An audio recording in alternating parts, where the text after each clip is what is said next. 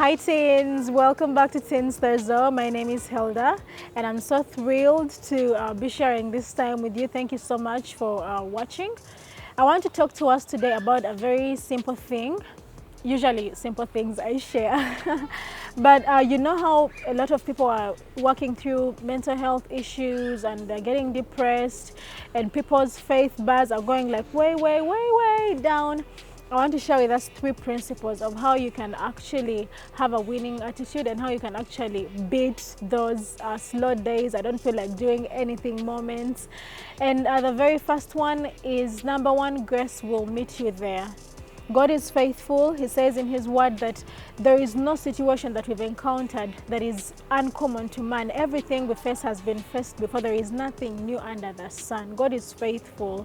That for every season we go through, every trial, every difficult situation, he has designed grace points for us. It's like you have this journey you are walking and God has designed grace moments to meet you at pivotal moments, or even things that mundane moments you don't think are very monumental in your life. God has designed grace for each and every single day. We can look at Jesus, you know, he's God, he's almighty, he's all powerful, and then he comes to earth and it's like, oh, okay, we are here, and he's totally man, like fully man, holy man. And he's struggling with his friends. He has that guilt. I mean that Judas guy who betrays him, and he knows the guy is going to betray him, and he's really tired. And then he takes 3 of his best friends to go pray with him, and he's really exhausted. And he comes like, you guys are even sleeping and you don't know what I'm up for. And he's, you know, I'm trying to ask you guys to pray. You're just here sleeping. I'm doing this for all of you. But he prayed. He went back and he prayed. And the Bible says the angels came and they ministered to him. So for every situation, I want you to trust that grace will always meet you there. And the second thing is just try. Just try. It's really hard. Sometimes when you go through seasons of exhaustion, when you go through seasons of difficulty, you think it's one thing after another. Like in our country, it's been COVID, after COVID, Ebola, after Ebola. It just feels like, God, it's one thing after another. When on earth does someone get a break and you just want to throw the towel in and say, I am done. Like, I am done. God, finito, it ends here. I'm done, you know? Just keep trying. Use your little strength you have and try. Just keep trying. Just show up.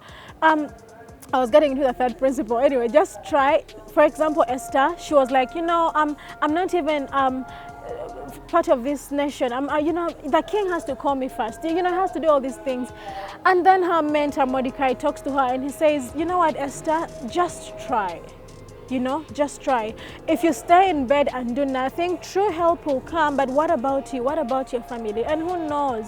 Who knows that you've been put in this position, in this place, in this situation, in this person's life, in your family, in your school, around your friends for such a time as this. And she just tried. She said, okay, I'm going to give it a shot. Okay, just let me just try. You guys fast 3 days, pray 3 days. I'll just try, okay? So she just closed her eyes, they fasted, and she's like, okay, let's go. Here it is. Let me just...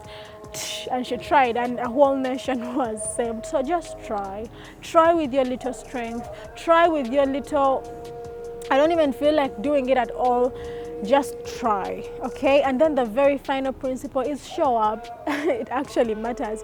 There's a story I like in the Bible about how Jesus fed these multitudes, and usually when we talk about this story, we see Jesus with his supernatural power. We see all these men and women and children who are fed. We see the disciples, but you know, there was a small kid who had his lunch.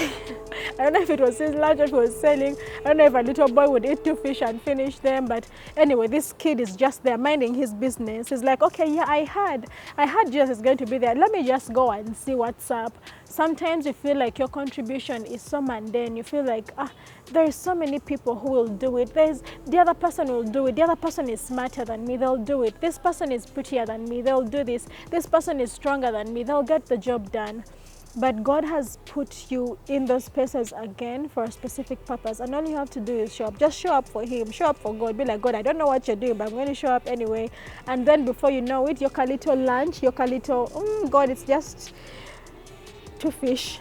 You know, it can turn into a whole thing that people for many generations after can actually hinge their faith upon and say, God, you performed this miracle, you can work in my life too. So until the next time, I hope that helps you out if you're going through a difficult time, but also encourage yourself often to just, number one, trust that grace will meet you there. Number two, try, just try. And number three, show up.